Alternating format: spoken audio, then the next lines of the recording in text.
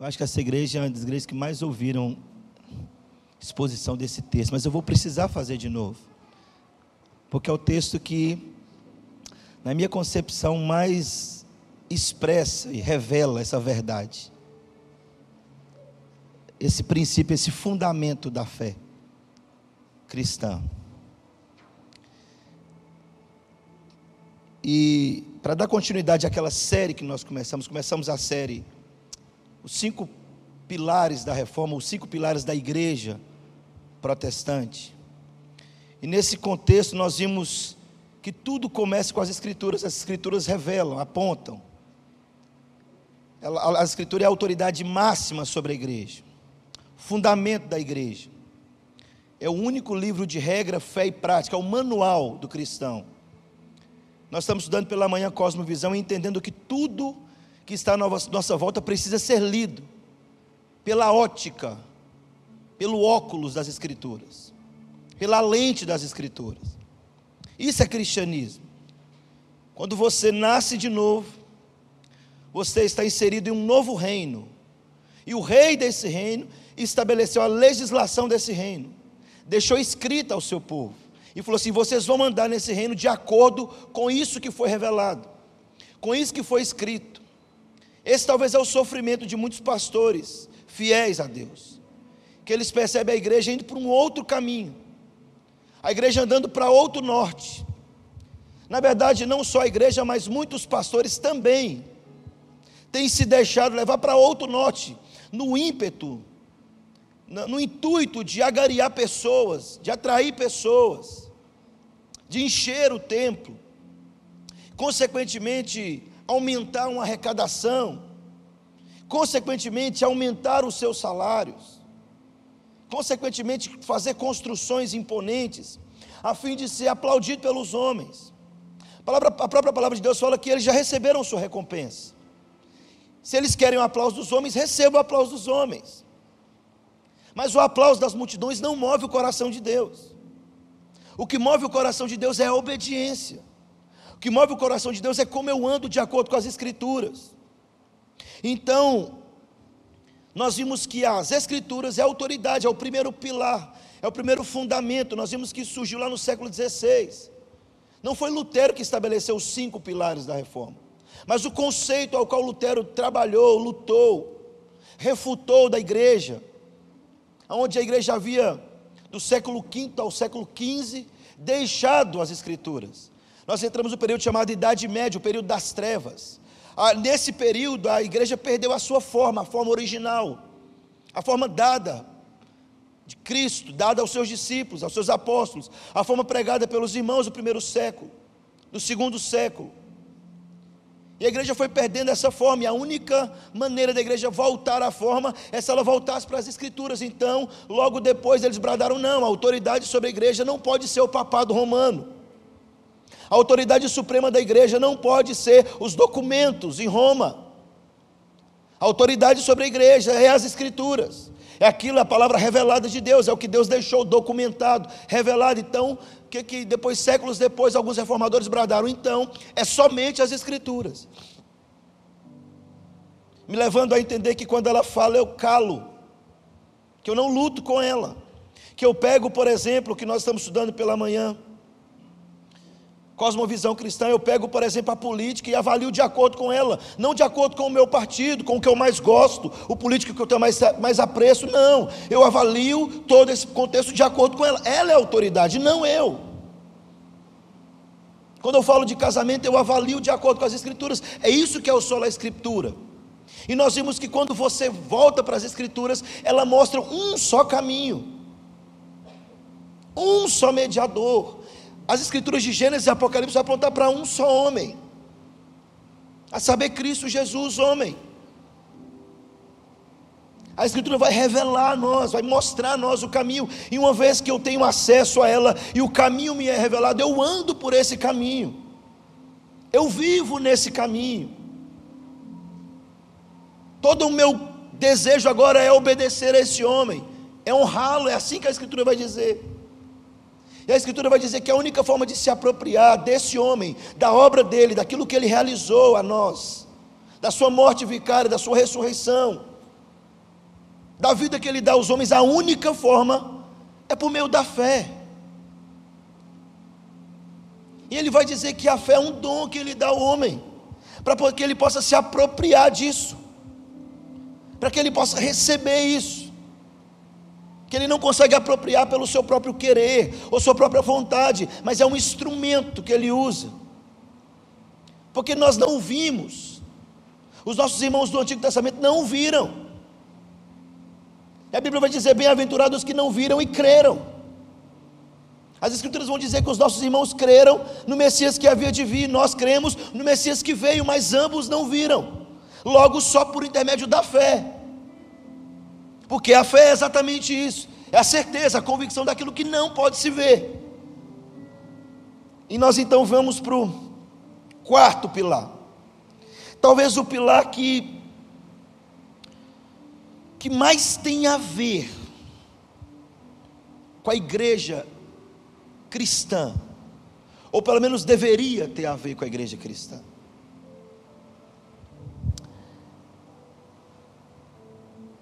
Preste atenção, todas as religiões, antes da gente ler o texto, todas as religiões têm a palavra amor, todas as religiões têm a palavra misericórdia, todas as religiões têm a palavra bondade, todas elas têm a palavra fé.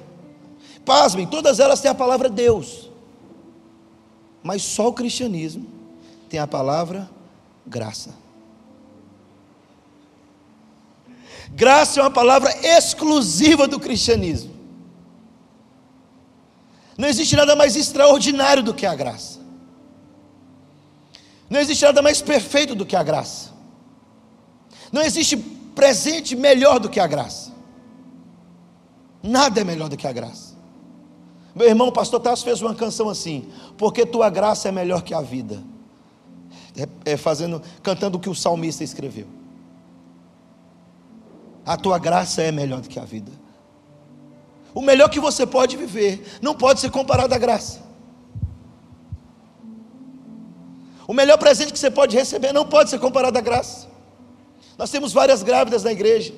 Eu sei que você já ama essa criança com toda a sua força, você daria a vida por ela, mas mesmo ela não pode ser comparada à graça.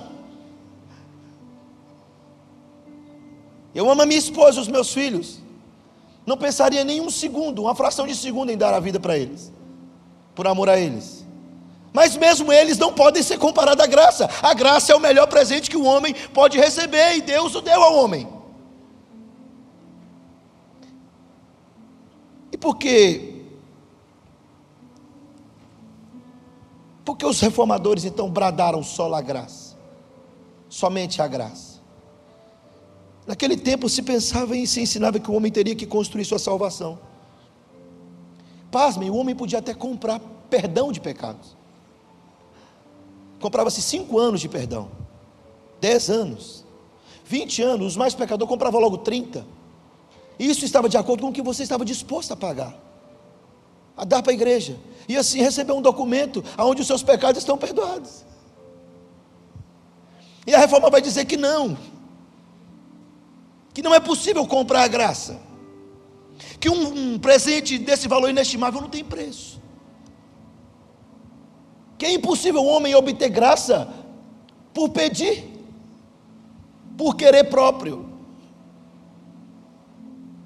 Então eu quero pensar com você, porque a salvação, e eles vão dizer assim: olha, salvação não pode ser merecimento, a salvação não é pela fé mais as obras, como alguns pensam. Não, a salvação é exclusivamente pela graça, mediante a fé. Então preste atenção e abra a sua Bíblia comigo, Efésios capítulo 2, versos de 1 a 10, 1 a 9.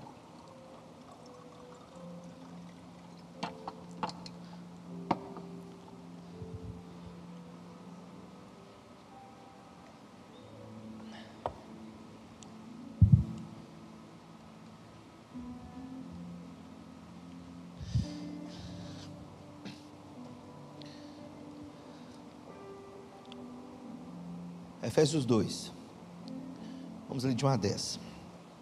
Ele vos deu vida, estando vós mortos nos vossos delitos e pecados, nos quais andaste outrora, segundo o curso deste mundo, segundo o príncipe da potestade do ar, do espírito que atua nos filhos da desobediência, entre os quais também nós, todos nós andávamos outrora, segundo as inclinações da nossa carne, fazendo a vontade da carne e dos pensamentos, e éramos por natureza filhos da ira, como também os demais.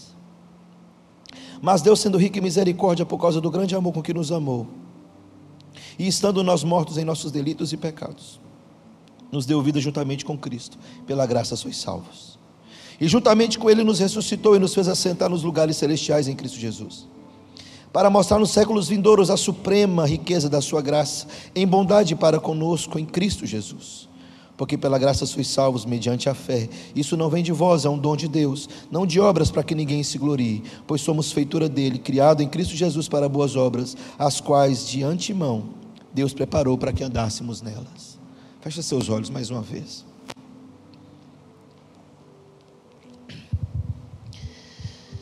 Rogamos, Senhor, nessa noite, que essa graça abundante entre nos corredores dessa igreja, encha esse salão, arrebatando os nossos corações, manifestando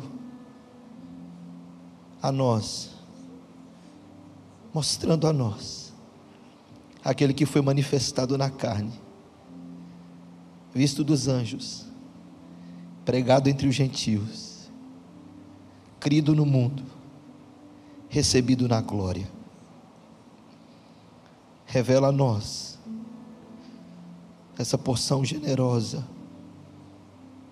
graciosa da tua palavra, Senhor, e receba glória ao teu nome, todo louvor para si, em nome de Jesus. Preste atenção, por que é pela graça? Porque a salvação é pela graça. Paulo vai escrever aos Efésios, e o povo gentil, e Paulo vai falar deles aqui nesse texto. E falando deles nesse texto, Paulo está inserindo todos os homens, todos que nasceram descendentes de Adão, todos que fazem parte da raça humana. Paulo já havia colocado todos os homens no mesmo estado, quando escreve aos Romanos. E Paulo tem essa peculiaridade no seu escrita. Ele vai escrever e vai falar assim: olha, eu vou dar a vocês o que o Espírito revelou de maneira teológica. E no capítulo 1 de Efésios, Paulo vai falar sobre isso. 1, 2 e 3, teologia, o estado do homem. E Paulo vai usar a figura de linguagem aqui. Mas preste atenção, a pergunta é: por que é pela graça? Por que é a salvação do homem? Por que aquilo que o homem, durante muito tempo, tentou ou tenta de alguma maneira, ou até hoje ainda tenta, com o seu próprio esforço adquirir, não pode ser adquirido por isso? Aquele senso de querer o tempo inteiro agradar a Deus, senão ele está sendo condenado. Por que o homem faz isso? Porque o homem foi ensinado de que de alguma maneira ele pode contribuir com isso. Ele foi ensinado que de alguma maneira ele consegue comprar, ou com a sua piedade, sua vida piedosa, ou talvez com a sua grande disponibilidade em doar, em contribuir.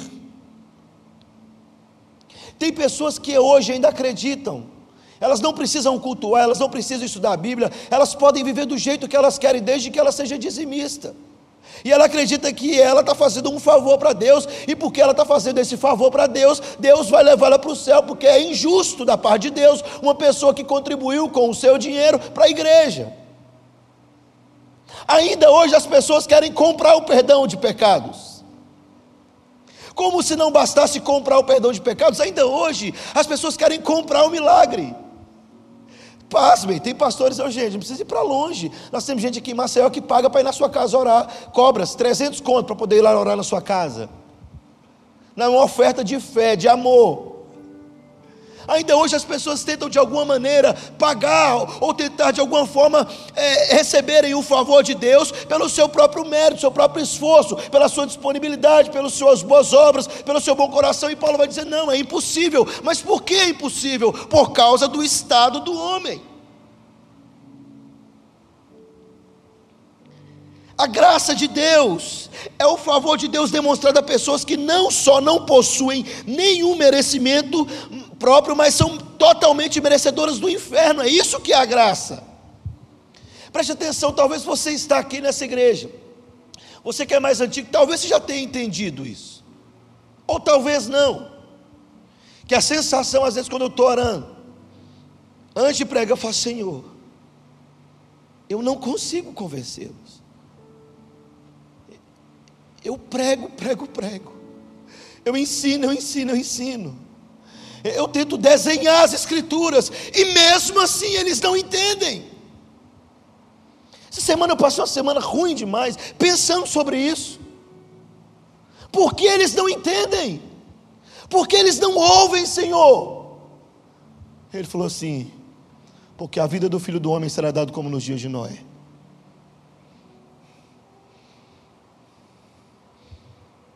Eles não ouvirão a palavra de Deus. Eles serão levados pelos seus próprios pensamentos, obscurecidos no seu entendimento, como comichão nos ouvidos. A palavra de Deus vai incomodá-los, e eles darão ouvidos mais à mentira do que à verdade. E eu passei a semana pensando sobre isso. E se você não entender o estado do homem, você nunca pode entender a graça. Se você não entender o que Paulo está dizendo aqui de uma vez por todas, isso ser a verdade absoluta sobre a sua vida, você nunca vai entender a obra de Cristo. E se você não entendeu, você não pode se apropriar dela pela fé. Ouça o que eu estou te dizendo. Se você não pode se apropriar dela pela fé, a sentença dada foi essa: apartai-vos de mim, vós que praticais a iniquidade. E eu fiquei pensando em Noé pregando, arrepende, Deus vai mandar o dilúvio, arrepende, o Senhor vai destruir a terra, arrepende os seus pecados, deixe. E agora eu tenho constantemente dito a essa igreja: deixe a falsa doutrina, deixe as mentiras, deixe a sua força, deixe a sua obra, se aproprie da graça, da misericórdia, viva de acordo com a graça e com a misericórdia. Mais uma vez eu vou me esforçar para tentar ensinar vocês. Mais uma vez eu vou me esforçar para tentar ensinar você o Evangelho de Cristo Jesus, a graça maravilhosa de Cristo. E você precisa olhar para esse texto com apreço, você precisa olhar para ele e entender o que Paulo está querendo dizer. Leonardo Ravenhill, um velhinho que eu gosto muito, morreu em 1994. Ele disse assim: o homem estava a caminho, toda a humanidade estava a caminho do inferno, então Deus o interrompeu. Não foi o homem que parou por si só e disse: espera aí, tem alguma coisa errada. Não, Deus parou o homem. Isso é o Evangelho da graça. Mas preste atenção, Romanos 11:6 vai dizer assim: se é pela graça, já não é pelas obras. Do contrário, graça já não pode ser graça. Sabe o que Paulo está escrevendo aqui? Ou seja, não existiu, nem nunca vai existir nenhuma contribuição humana para se obter graça. Do contrário, não pode ser graça. É ilógico, é irreal.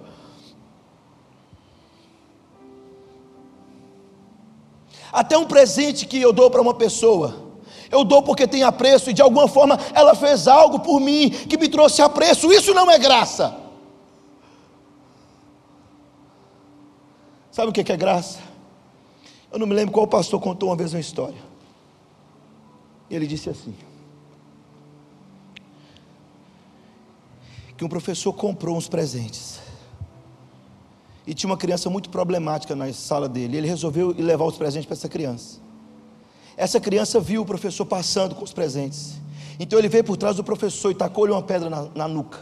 O professor desmaiou, essa criança pegou os presentes e fugiu. O professor voltou lá. Não sabia quem tinha tacado a pedra nele.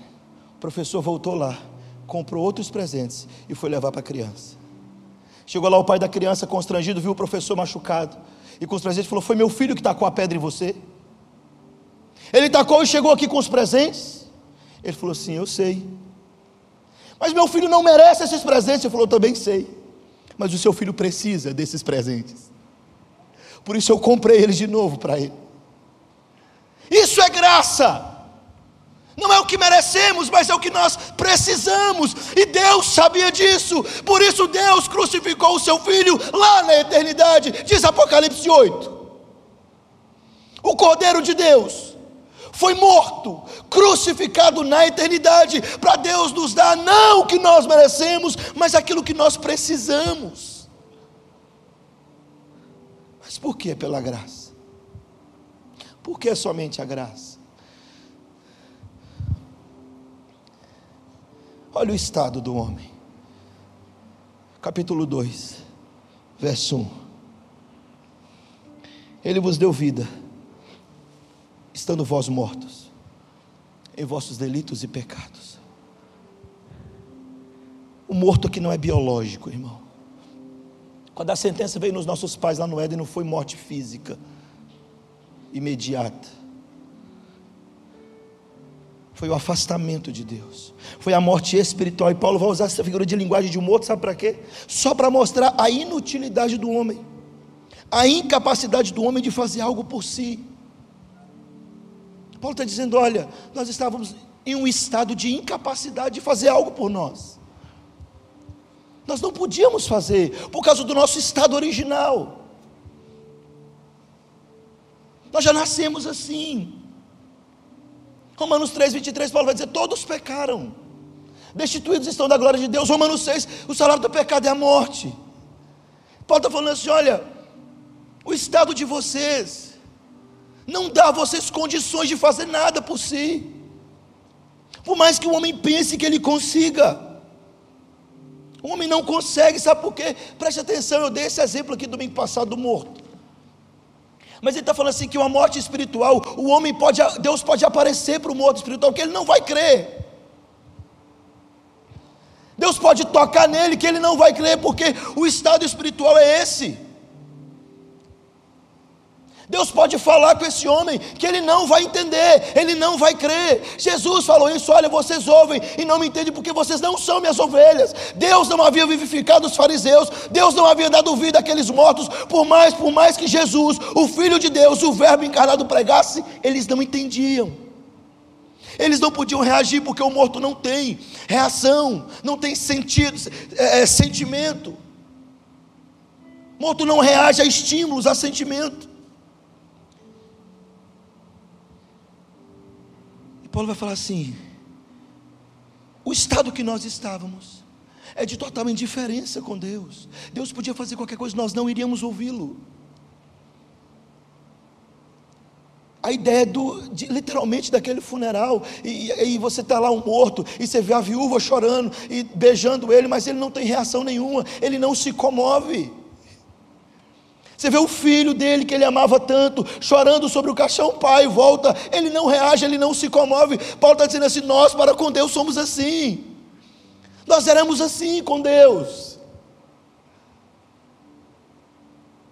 É isso que Paulo está falando. Você precisa entender esse estado, porque pela graça, literalmente pelo estado. E a primeira coisa que Paulo fala: olha, o estado de vocês já coloca vocês em uma situação de que é impossível, existe uma total incapacidade, não existe possibilidade de vocês reagirem, responderem a Deus, não existe nenhuma possibilidade. Paulo está dizendo,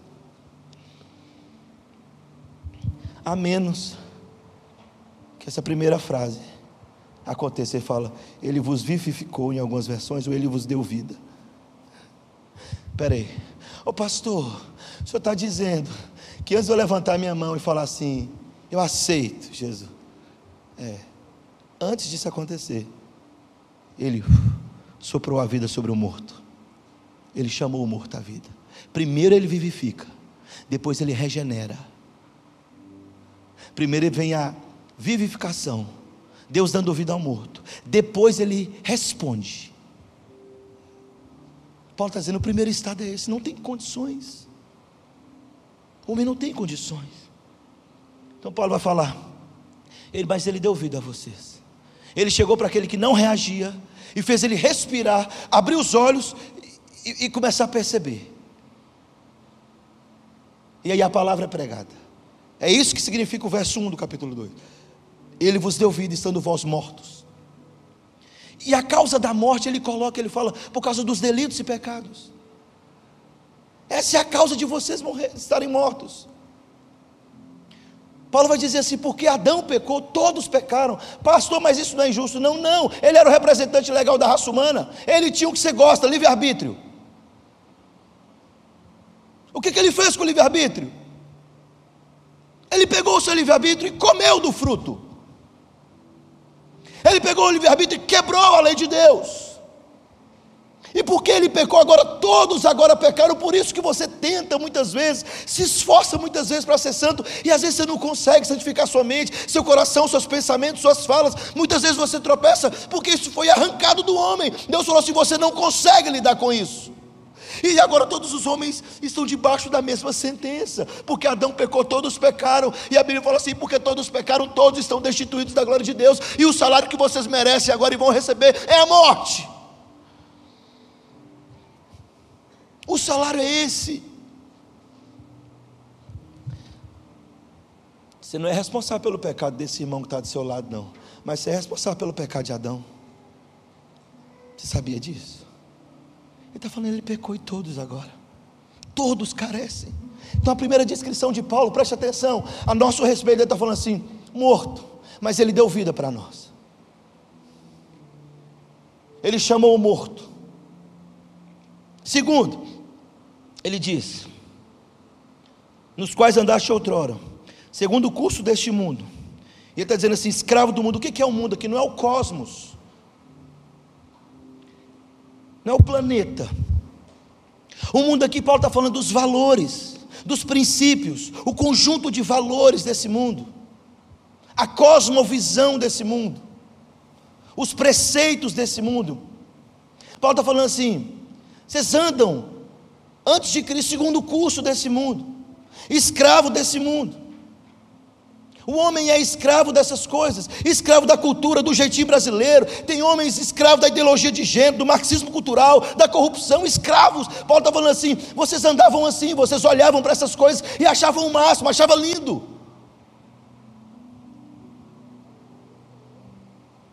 Tem cristão que acha lindo essa ideia de ideologia de gênero. Que loucura! Paulo está falando assim, vocês mortos andavam nesse caminho. Os valores que o mundo tem a respeito do sexo, a respeito do casamento. Paulo está falando assim, o casamento de vocês antes de Cristo era assim, vocês viviam escravos disso. A vida de vocês era assim. E o brasileiro sofre com aquele negócio chamado jeitinho brasileiro. Tudo ele quer dar um jeitinho para ter vantagem. Paulo está falando assim, vocês são escravos disso. Olha o estado do homem morto, escravo desses princípios e valores que são contrários à lei de Deus. Terceiro, escravo do diabo. Ele fala assim, segundo o príncipe da potestade do ar, nome que Paulo usa para Satanás. Fala assim, escravo, olha o estado que nós estávamos mortos, sem responder a Deus, escravo dos princípios e os valores desse mundo, escravo do diabo. Ele diz assim, andávamos segundo essa vontade. A Bíblia o chama de o pecador, de o mentiroso, porque ele vem mentindo desde o princípio, aquele que não se firma na verdade. Paulo está dizendo assim, pois é, nós andávamos escravo dele, o que ele ditava nós fazíamos, o que ele falava nós fazíamos, o que ele apresentava nós comíamos, nós éramos assim. Olha o estado do homem. Preste atenção na quarta coisa, filho da desobediência. Quem são os filhos da desobediência? São exatamente aqueles filhos de Adão e Eva, que pela desobediência deles, dos nossos primeiros pais, e pela nossa própria desobediência, ainda hoje, abrimos porta para que esse espírito atue, trazendo escravidão sobre nós, escravos dele, filhos da desobediência. Abrimos portas com o pecado de Adão, o nosso pecado pessoal. Ele fala: vocês são filhos assim, Deus fala uma coisa, vocês fazem outra. Isso é comum na igreja, você lê uma coisa na Bíblia, vai e faz outra. O mundo, os homens andam assim. Paulo está dizendo: esse é o nosso estado. E aí, Satanás seduz o homem, fazendo-o distrair da comunhão com Deus. Esse é o estado. Mas você acha que está ruim? Mas vai piorar só mais um pouco. Paulo descrevendo o estado do homem, ele fala: escravos da própria carne. John Piper pregou uma mensagem há muito tempo atrás, falando assim: qual o maior inimigo do homem? Aí ele fala: faça guerra. Não é assim? Os meninos que gostam de John Piper, ele fala assim que, sabe que o maior inimigo do homem é o mundo, os princípios e valores? Porque estão fora. Sabe que o maior inimigo do homem é o diabo? Ele está ao derredor. Mas a carne está em nós, e aonde nós vamos, ela vai estar ali. Paulo está dizendo assim: sem Cristo, escravos da própria carne. E carne aqui faz referência à natureza corrompida do nosso coração. Não é a satisfação do desejo legítimo aqui, porque nós, pasmem, tem igrejas que ensinam isso. Tem até uma velhinha na internet que fala assim: treva, te converte, treva, não é assim? O escravo da própria carne aqui não é satisfação sexual com o seu marido, com a sua esposa, não, filho. Isso é legítimo, Deus criou. O escravo da carne aqui é porque o homem, porque ele é escravo da carne, ele quer satisfazer com a mulher que não é dele, da forma que Deus não quer, da maneira que Deus não instituiu, antes do tempo que Deus ordenou. Ele está falando assim: nós somos escravos da nossa própria carne, a cobiça dos nossos olhos, a concupiscência dos olhos, a soberba da vida. Ele está falando assim: o homem é escravo disso. É por isso que muitas pessoas ferem umas às outras, porque não, pastor, feriu o meu orgulho. Escravo da sua carne. Não, pastor, tem orgulho próprio. Escravo da carne, Paulo está dizendo. Olha o estado, a situação que o homem estava. Nós nascemos assim, meu irmão. É por isso que você acha estranho, fica com raiva quando eu falo: mas pastor, o que eu fiz para merecer isso? Você nasceu em pecado, escravo dentro dessa lei, dentro dessa lista. Paulo falou assim: você nasceu nessa lista, eu nasci nessa lista. Mas a pergunta, preste atenção, pastor, pode piorar? Pode, muito mais. Ele diz: e por natureza, filhos da ira de Deus. Romanos 1,18 diz assim: a ira de Deus se revela do céu contra toda a impiedade e perversão dos homens que detêm a verdade pela injustiça. Eu não queria fazer isso não, nem estava no plano, nem está no roteiro aqui. Quer saber a manifestação da ira de Deus? Por mim, vou falar mesmo. Sabe a descrição do Apocalipse do lagar? Lá fala assim: e ele vai pisar, vai colocar os ímpios no lagar, vai derramar sobre eles o furor da ira, e vai pisar o lagar com seus pés de bronze. Esse é o despejar da ira de Deus. O que é o lagar? Quem já foi no sul e visitou vinícolas mais tradicionais, antigas, vai saber o que é o lagar. Um local, uma caixa feita de concreto, limpinha, coloca-se aquele monte de uva, e tem uns drenos assim que escorrem o suco da uva, e as pessoas lavam os pés e começam a pisar nas uvas, até extrair todo o suco da uva, esmagando as uvas. O que é o lagar? Só que ela está falando assim: o lagar do furor, da ira do Deus Todo-Poderoso. Ele está falando assim: vai pegar os pés. Ai, pastor, eu não gosto desse evangelho. Pois é, estou nem aí. Ele vai pegar os ímpios, Robert, vai colocar lá. Esses que estão debaixo dessa lei, dessa lista, e com seus pés de bronze vai pisar os ímpios, esmagar os ímpios, e o sangue dos ímpios vai sair escorrendo para lá. Esse é o derramar da ira de Deus. Paulo está falando assim: por natureza nós merecíamos isso, porque somos filhos dessa ira. Preste atenção no estado. A pergunta é: olha a lista e me fala, é possível?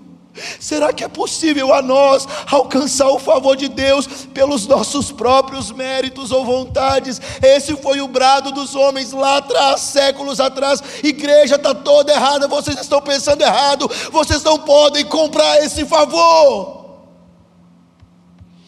Não tem barganha com Deus, não tem negociação com aquele que tem os olhos como chama de fogo, que sabe dos seus pecados, conhece os meus pecados. Ele sabe quando você irou, quando você desejou o mal, todas as vezes que você pensou mal, falou mal, agiu mal, tocou onde não devia, fez o que não devia. Todos os dias da sua vida, nenhum dos nossos pecados passou despercebido aos olhos dele. Ele sabe. Ele falou: vocês estão assim, o estado de vocês é esse. Ou seja, se Deus permitisse que toda a raça humana fosse colocada no lagar, e Ele pisasse com a sua ira, Ele não estaria sendo nada além de justo, irmãos. Esse é o estado do homem, essa é a recompensa do homem, é isso que ele merece, é isso que eu mereço. Sim, é o que nós cantamos: logo eu. A nossa canção tem que ser essa: logo eu, pecador, um fraco, um falho, um não merecedor. Se você não entender isso, você ainda vai acreditar que pelo seu próprio mérito, intelecto, força, boa vontade, obras, você vai alcançar algo que você não pode alcançar. O seu estado não te permite. O seu estado não dá a você condições, o meu estado não dá a mim condições de achegar-se a Ele. Você precisa entender essa verdade. Mas a pergunta é: será que é possível um homem nesse estado fazer algo por si, a fim de alcançar ou encontrar o favor de Deus? Será que é possível? Será que tem possibilidade de um homem assim?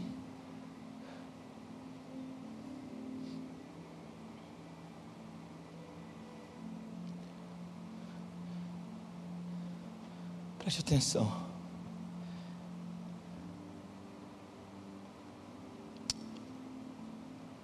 Porém, entretanto, todavia, Paulo usa uma conjunção coordenativa. Aqui ele coloca duas orações em sentido oposto, em sentido de oposição. O verso 4 ele diz: mas Deus.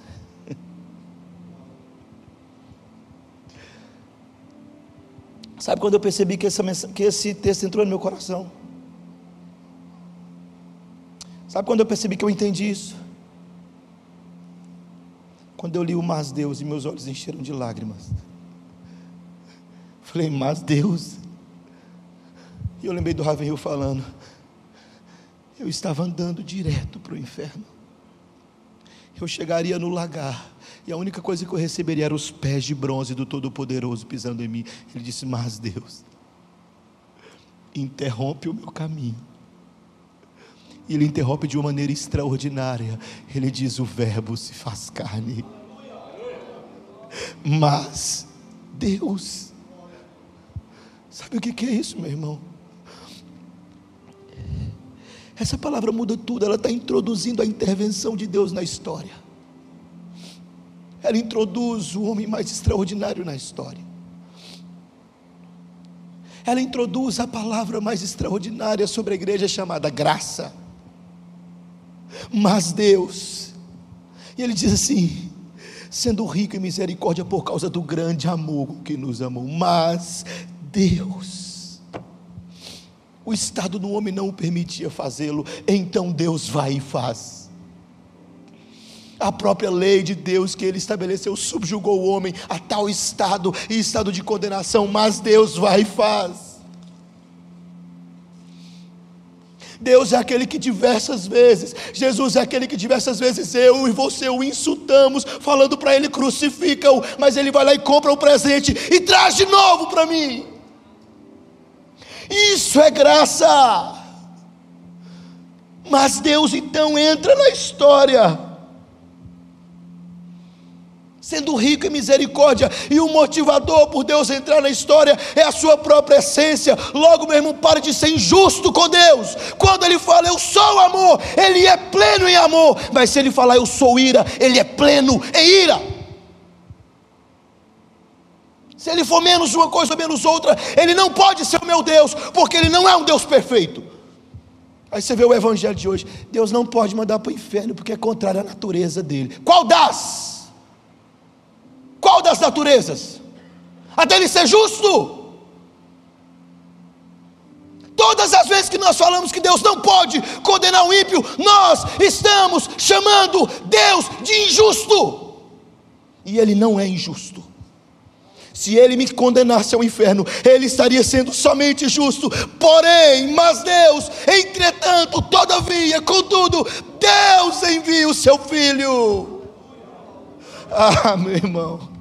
E ele diz: por causa do grande amor com que nos amou, e estando nós mortos, juntamente com Cristo, ele nos deu vida. Pela graça, graça, graça, graça, pela graça. Paulo está simplesmente dizendo que algo que não pode ser conquistado, comprado, adquirido, por causa do nosso estado, Deus o nos dá e nos revela de graça. Deus simplesmente entra na história. Eu fico imaginando então, logo eu, Senhor, um pobre pecador, Deus para a minha história e diz: não, eu não vou dar aquilo que você merece, filho, por causa da minha misericórdia. Eu vou dar aquilo que você não merece, por causa da minha graça. Você entende graça? Eu não mereço o presente, Gigi. Ele foi lá e me deu de novo. Você entende graça? Sabe por que ele fala assim? Pela graça sois salvos, mediante a fé. Isso não vem de vós, é um dom de Deus, não de obra para que ninguém se glorie. Sabe por quê, meu Eliezer? Ninguém na face da terra, desde Adão até o último homem, vai poder chegar no céu com o peito estufado e falar assim: eu merecia estar aqui. Ninguém vai poder chegar diante de Deus e falar assim: ainda bem que o Senhor me salvou, olha o que o Senhor ia perder aqui no céu. Todos vão chegar diante do Cordeiro e vão bradar o último ponto que eu vou pregar. Não sei que domingo, mas vou pregar. A Deus seja a glória, a Deus seja a glória, a Deus seja a glória, por tudo que fizeste a mim. Com teu sangue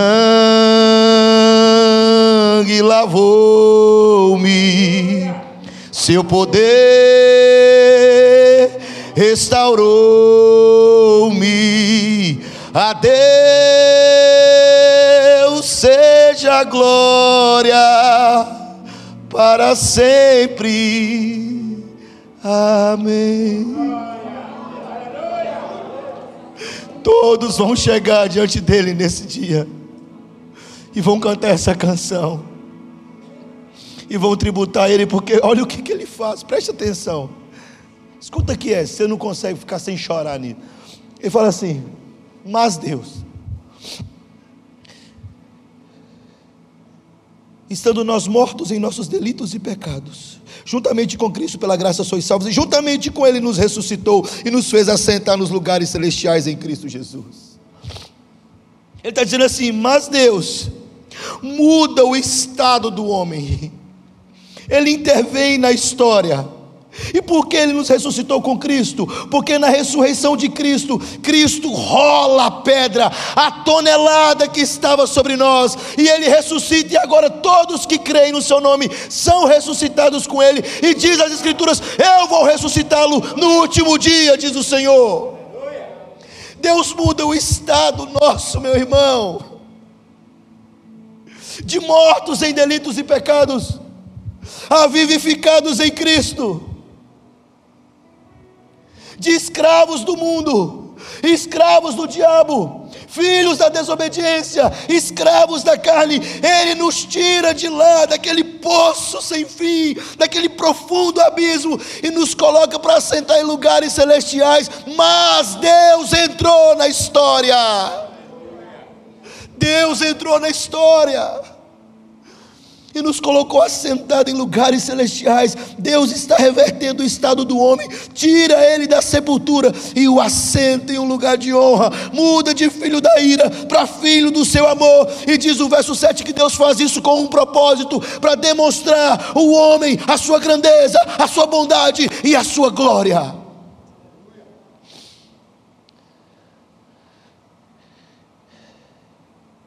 Deus fez isso. E Paulo então chega à verdade insofismável das Escrituras: Deus salva pecadores por sua graça e para a sua glória. Aí ele então brada: porque pela graça sois salvos, mediante a fé. Isso não pode vir de vós, é um dom de Deus, não vem de obras, ninguém vai poder se gloriar nisso, é um dom de Deus. Não vem da sua vontade, ninguém vai poder dizer isso, é um dom de Deus. Deus é gracioso, a sua graça é infinita e não tem fim, a sua graça é eterna. Porém, eu quero concluir pensando algumas coisas a respeito dessa graça.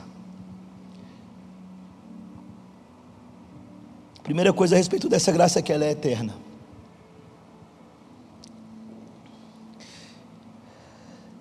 1 Timóteo capítulo 1, verso 9 vai dizer assim: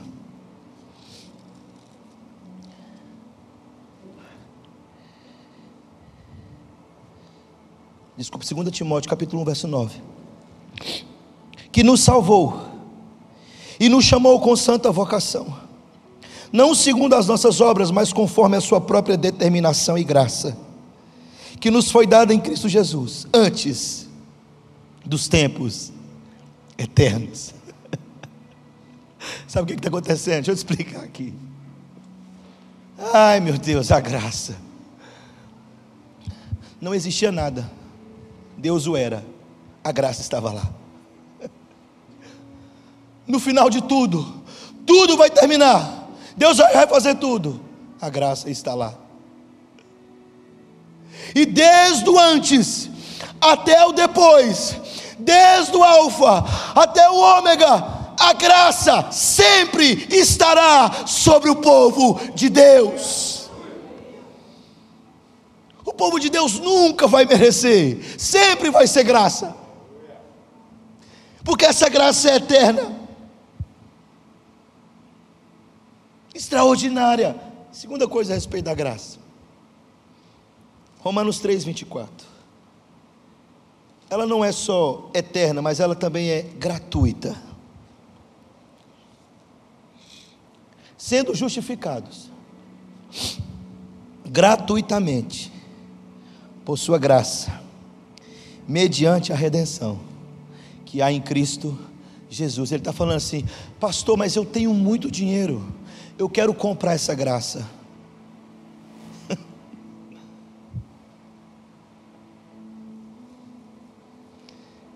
Se eu der o meu corpo para ser queimado,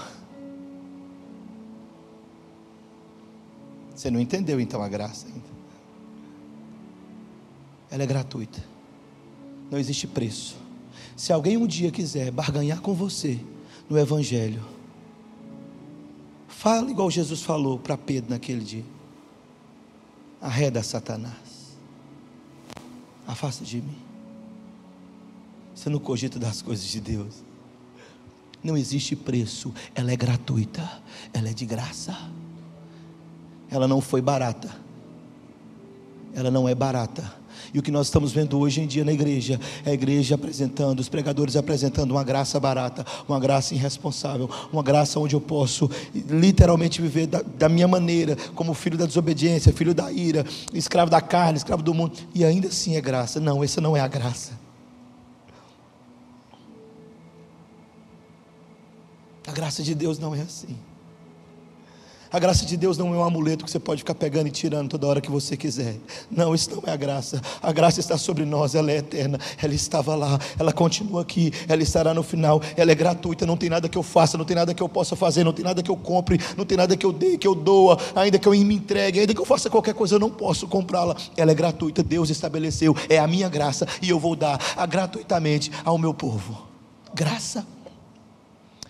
Terceiro, essa graça ela é soberana, e é isso que ofende os homens. Mas Êxodo capítulo 33, verso 19,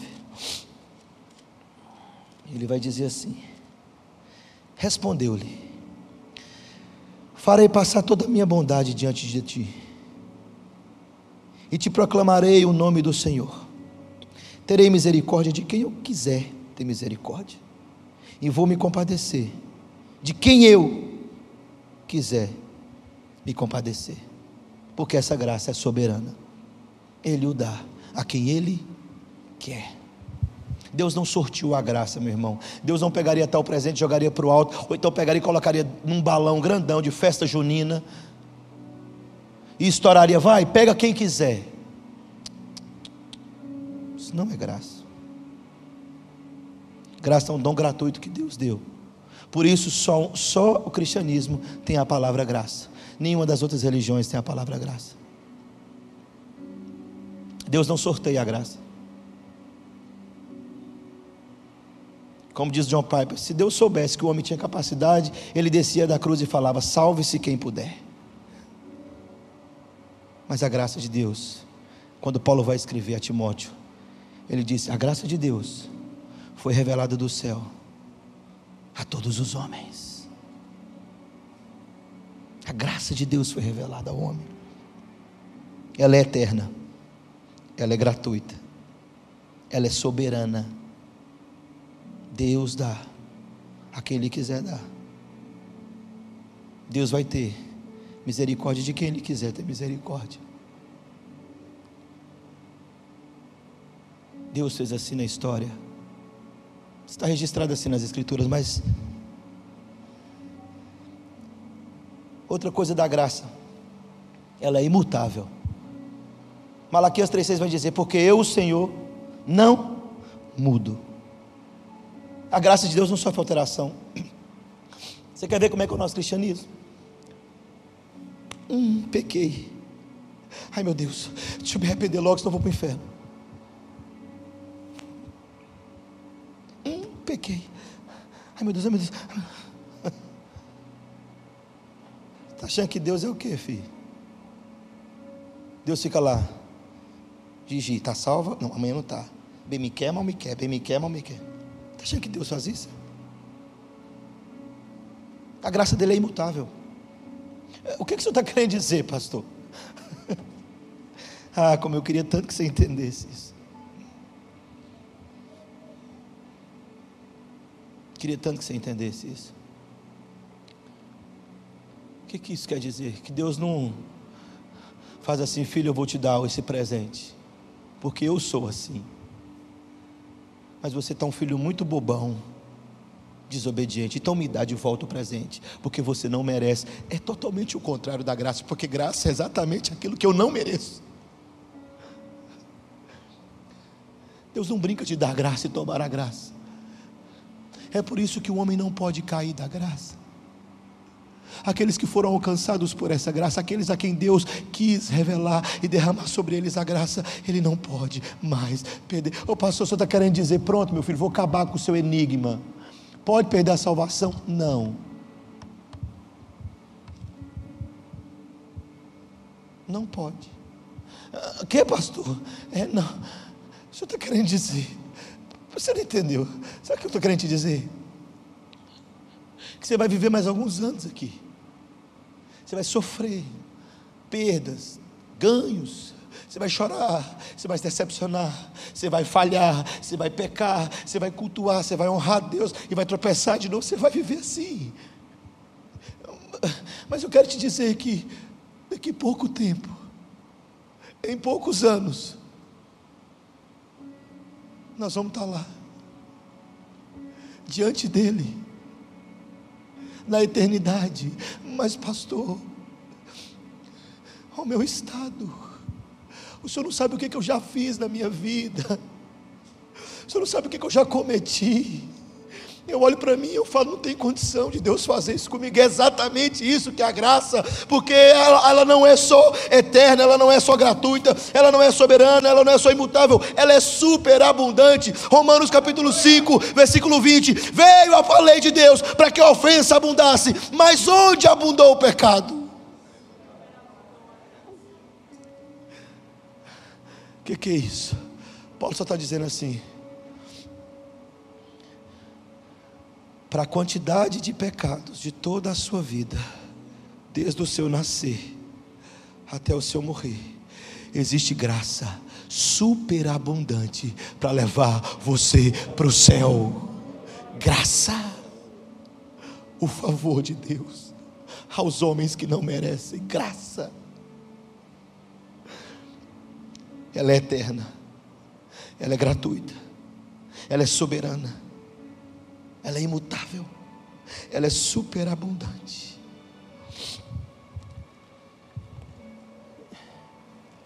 Dito tudo isso,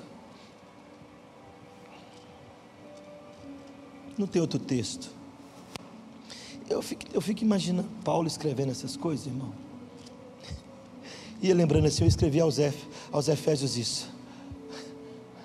Aí ele vai escrevendo Romanos, ele fala, e o Espírito Santo vai esperar, eu tenho que escrever isso aqui, eu tenho que escrever isso aqui. Aí ele diz assim,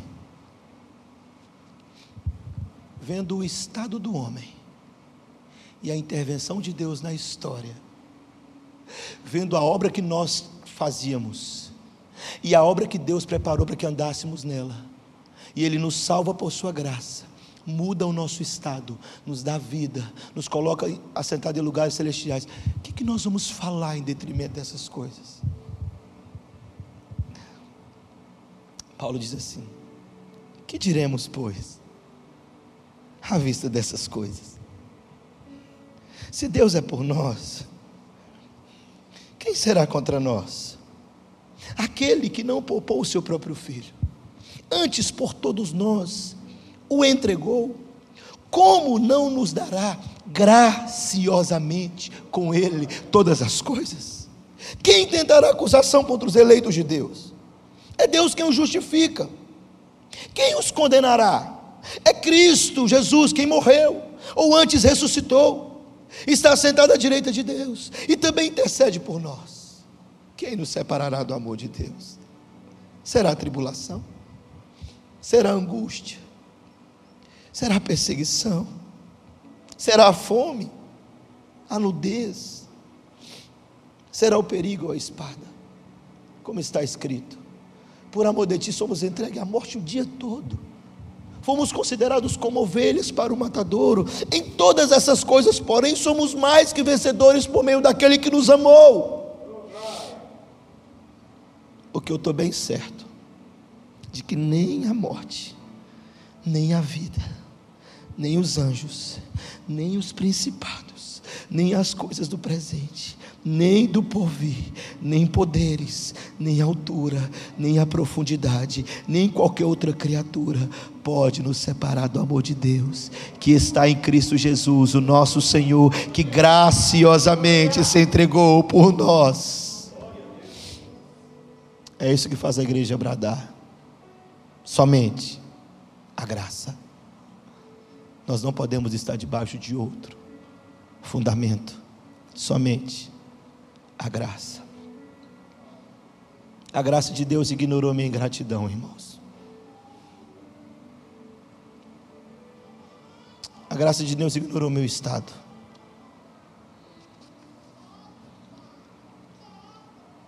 E eu falo, como que um Deus justo pode salvar um homem assim? Logo eu. A graça de Deus faz isso conosco. Logo eu, tão fraco, devedor de graça eu recebi. A graça de Deus vai nos lugares mais profundos. A graça de Deus entra nos lugares mais remotos. E sabe o que é lindo da graça? Ela alcança um empresário de alto padrão no centro de Nova York e alcança o sertanejo mais pobre no interior do sertão. A graça de Deus revela a esses homens a salvação de Cristo Jesus, e esses homens então olham para a graça, e tanto o ricão de Nova York quanto o meu irmãozinho sertanejo, cabecinha chata aqui do Ceará, vão estar diante dele cantando: a ele seja a glória. A graça de Deus salvou os homens, a graça de Deus se revelou aos homens. Somente a graça de Deus pode dar a mim e a você o acesso ao céu. Graça, graça, maravilhosa graça. Amém.